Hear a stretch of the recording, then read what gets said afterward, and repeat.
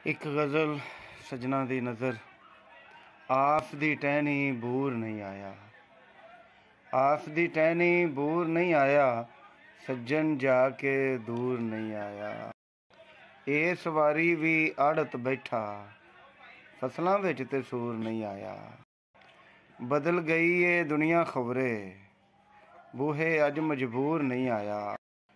संगल भी नहीं मुड़ के आए, संगल भी नहीं मुड़ के आए, परत के जे मजदूर नहीं आए। यार उड़ीक च बुढ़े हो गए, यार उड़ीक च बुढ़े हो गए, सजना वाला पूर नहीं आया।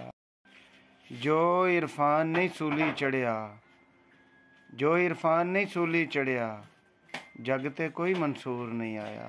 जो इरफान नहीं सूली चढ़िया, जग ते ओ मंसूर नहीं आया।